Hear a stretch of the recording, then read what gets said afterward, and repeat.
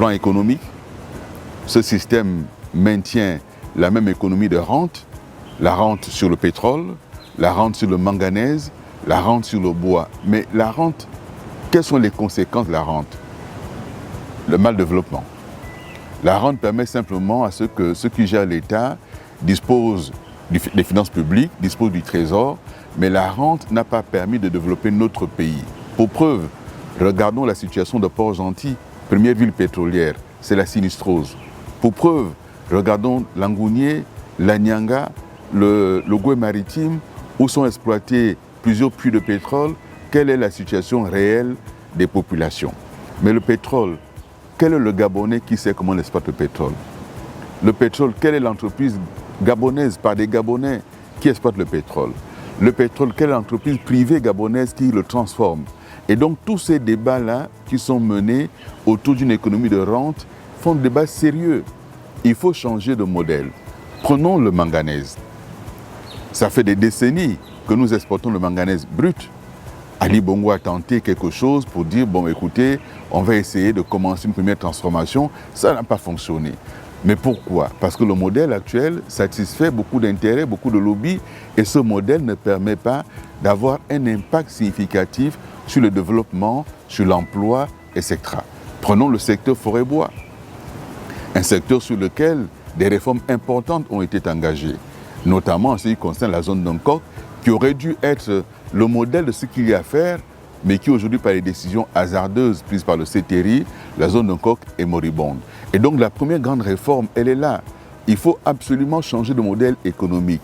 Ce modèle économique, il est à bout de souffle. D'ailleurs, il y a un jeune compatriote qui a écrit un livre récemment, que j'ai lu avec beaucoup d'intérêt, c'est Gabriel Tougou. Il a écrit un livre sur les damnés de la rente. Il décrit très bien la situation du Gabon, comment nous avons hérité des modèles coloniaux que nous ne sommes pas parvenus à réformer et comment l'État, le nouveau pouvoir en 60, s'est coulé dans ce modèle colonial. Et moi-même, je le décris dans le livre Aoumaou. Et donc ce modèle, il faut le changer. C'est un modèle colonial, un modèle néocolonial et un modèle dans lequel en réalité notre État a eu la facilité de se couler simplement et ça ne peut pas fonctionner. Que faut-il changer d'autre? Et je parle clairement d'aller à la conquête de notre nouvelle indépendance. Là, j'évoque la question de l'économie, donc indépendance économique. Ça va aussi dire revisiter un certain nombre de chantiers et de marchés qui ont été conclus avec les majors, les grosses entreprises. Les regarder pour les rééquilibrer. Et donc cette indépendance économique, elle ne suffirait pas. Il faut une indépendance politique et diplomatique. La voix du Gabon doit à nouveau être entendue. La voix du Gabon doit à nouveau compter. Moi, j'ai été étudiant et j'ai été un étudiant engagé. J'ai combattu le régime d'Omar Bongo, comme chacun le sait.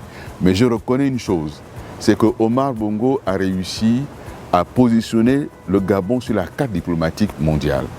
Omar Bongo a été présent partout, en Afrique, sur la résolution des conflits. Il a même eu un prix international parce qu'il a compris très tôt que s'il pouvait exister, s'il devait compter, il fallait absolument qu'il choisisse un pan sur lequel le Gabon pouvait être numéro 1. Et ce pan qu'il a choisi, ça a été la diplomatie.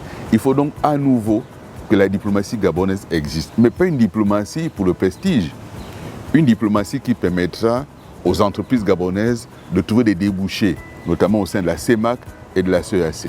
Une diplomatie qui permettra aux étudiants gabonais de se déployer dans la CEAC, un peu comme des étudiants européens avec le programme Erasmus.